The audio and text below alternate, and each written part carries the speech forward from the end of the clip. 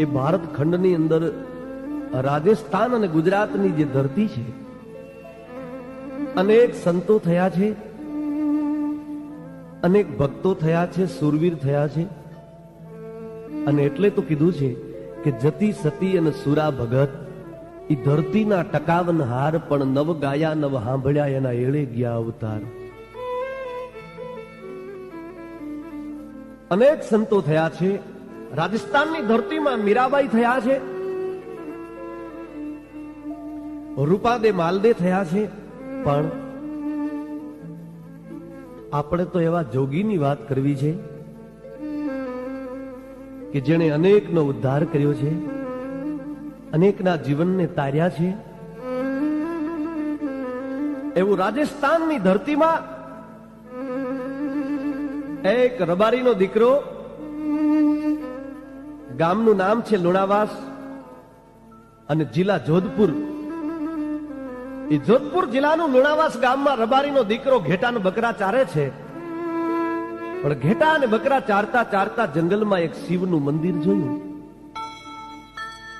અને શિવના મંદિરે રોજ પૂજા કરે છે.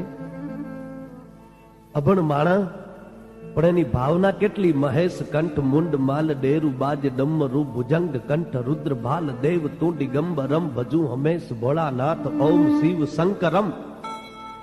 એ ભગવાન શિવના મંત્ર ઉચ્ચાર કરે, ભગવાન શિવને રાજી કરવા માટે બિલીપત્ર ચડાવે અને લોટો પાણી ચડાવે. પણ એક દિવસની ઘટના છે ને, ભોળોનાથ પ્રસન્ન થઈ ગયો. રબારીના દીકરાને તેથી એટલું કીધું કે કંઈક માંગ. પણ રબારીનો દીકરો એટલું કીધું કે હું કોઈ દી માંગુ નહીં, મને તો ભોળાનાથના દર્શન થઈ ગયા, એ મારો આહુ ભાગ્ય છે. પણ ચંદ્રશેખરે ત્યાં તો પોતાની બુગલમાંથી એક આમ ફળ કાઢીને રબારીના દીકરાને આપ્યું કે આ ફળ તારી ધર્મ પત્નીને તું ખવડાવજે, અને તારે ત્યાં એવો દીકરો થશે ને કે જે શિવનો મારો અંશ અવતાર જન્મ લેશે. અને એ રબારીના દીકરાની શ્રદ્ધા જોઈને પોતાની ધર્મપત્નીને આવીને જ્યાં ફળ આપ્યું છે, પણ ધર્મપત્નીએ જ્યાં ફળ ખાધું ને ત્યાં તો 9 માસનો ગર્ભ રહ્યો. અને 9મા માસે બાળક જન્મ્યા, દદુંબી નગારા વાગે છે, આકાશમાંથી અબીલ ગુલાલ ઉડવા લાગ્યા છે. દેવતાઓએ જેનું સન્માન કર્યું છે અને એ સંતનું નામ પાડ્યું છે શિવગીરી મહારાજ. નાની ઉંમરથી ઘેટા બકરાને ચરાવવા માટે જાય અને ઘેટા બકરા ચરાવતા ચરાવતા ચરાવતા સંતના શબ્દો યાદ આવી ગયા, સાધુના શબ્દો. શિવ જેને પ્રસન્ન થઈ ગયા હોય, એકવાર જેના જીવનમાં શિવ પ્રાપ્ત થઈ ગયા હોય, એના જીવનને તો 4 ચાંદ લાગી જાય. ઈ આ હિન્દુસ્તાનની ધરતી, ઈ અમારી રાજસ્થાનની ધરતીમાં રબારીનો દીકરો દેવાસી અટક જેની કહેવાય, ઈ પરિવારની અંદર જન્મ લઈને 13 વર્ષની જ્યારે ઉંમર થઈ છે, ત્યારે એક ખેજડાના ઝાડ નીચે બેઠા બેઠા જાપ કરે છે, શિવને યાદ કર્યા છે. સવાલ યાદ આવ્યો છે, પણ ત્યાં તો ઘરે કેવા ન જાઓ, લાગે ને તો એક શબ્દમાં લાગી જાય, નહીતર વર્ષો નીકળી જાય. ઈ ઘરે કેવા નો રહ્યા, ઘેટા બકરાની સામે જોવા નો રહ્યા, અને 13 વર્ષની ઉંમરે બધું જ છોડીને શિવગરજી મહારાજ ત્યાંથી નીકળી ગયા. અને બિકાનેરની બાજુમાં જે ગોરખનાથનો ધૂણો છે, અબધુનો, સ્વયં ગોરખનાથજીએ જ્યાં તપસ્યા કરી છે, એ ગોરખનાથના ધૂણા ઉપર આવીને શિવગરજી મહારાજ સ્થાન પોતાનું લઈને જ્યાં શિવના અખંડ જાપ, ઓમ નમઃ શિવાય, ઓમ નમઃ શિવાય, શિવના અખંડ જાપમાં લાગી ગયા છે. અને શિવનો જ્યાં અખંડ જાપ ચાલી રહ્યો છે, હૃદયની અંદર ભગવાન ભોળાનાથને જ્યાં યાદ કર્યા ને, ત્યાં તો સિદ્ધિઓ પ્રાપ્ત થવા લાગ્યો. એમ કહેવાય છે ગોરખનાથના ધોળા ઉપર વર્ષો સુધી શિવગરજી મહારાજે તપ કર્યું અને ત્યાંથી નીકળીને પોતે આબુ આવ્યા છે. આબુની ધરતી સિદ્ધ સંતોની ધરતી છે. અનેક સંતો આબુરાજમાં થયા છે. એ આબુરાજની ધરતીમાં શિવગરજી મહારાજ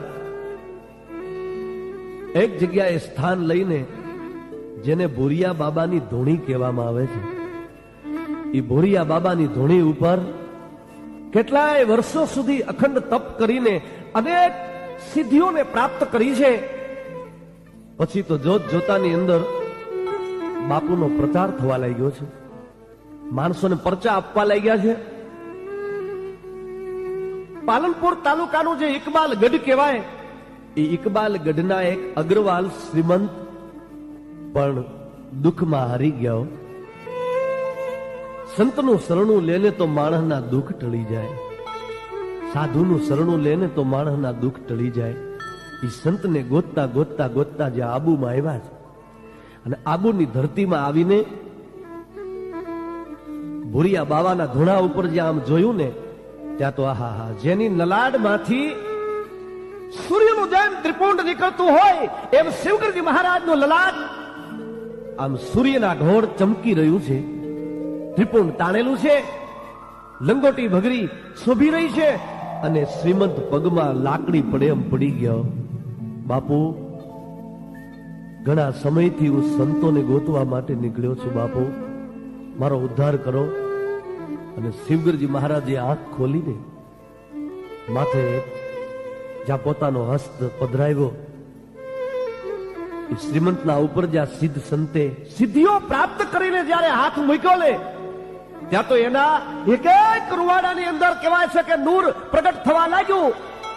અને શિવગરજી મહારાજે આશીર્વચન આપ્યા. પણ જોત જોતાની અંદર થોડા સમયની અંદર અબજો પતિ એ શ્રીમંત બની ગયા છે. અને એવામાં તો એક ધનજી ચૌધરી નામના એક ખેડૂત, જેને ખેતરમાં સર્પ દંશ થયો છે, બાપુની પાસે લઈને આવ્યા.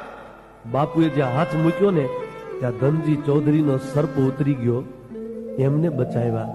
અને પછી તો અનેક પરચાઓ બાપુએ આપ્યા છે. પોતાના આશીર્વાદથી અનેક પદોને પ્રાપ્ત કર્યા છે. માનવીઓએ પોતાના દુઃખને દૂર કર્યા છે બાપુના ચરણે જવાથી. અને પછી બાપુએ સંકલ્પ લીધો છે કે જ્યાં સુધી શિવના 1700 મંદિર ન બને ત્યાં સુધી હવે તપસ્યા નહીં કરું. અને ગામો ગામમાં બાપુને તેડા આવે છે. જોત જોતાની અંદર બાપુએ 1700 શિવના મંદિર બનાવ્યા અને 600 હનુમાનના મંદિર બનાવ્યા છે. સમગ્ર ભારતની ધરતીમાં એક શિવગરજી મહારાજ એવા થયા કે જેમના દ્વારા આટલા મંદિરોના જીર્ણોદ્વાર થયા છે, આટલા મંદિર નિર્માણ થયા છે.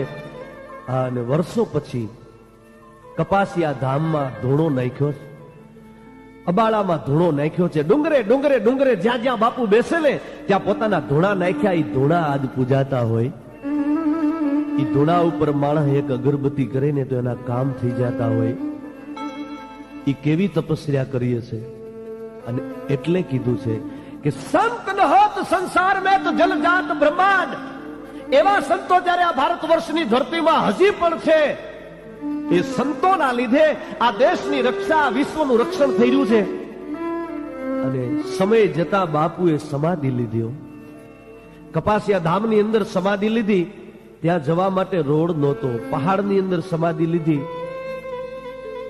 20મા દાડે બાપુનો ભંડારો છે. પણ ત્યાં તો મોટા મોટા સાહેબો, અધિકારીઓ, શ્રીમંતો ઉમટ્યા છે. અને જોત જોતાની અંદર રોડ બનાવ્યો. પાણી આવી ગયા, મંદિર તૈયાર થઈ ગયું. અત્યારે કરોડોના ખર્ચે બાપુની સમાધિ સુંદર શોભી રહી છે, એમાં મૂર્તિ શોભી રહી છે. અને એ કપાસિયા ધામનું નામ રાખવામાં આવ્યું છે શિવનગર.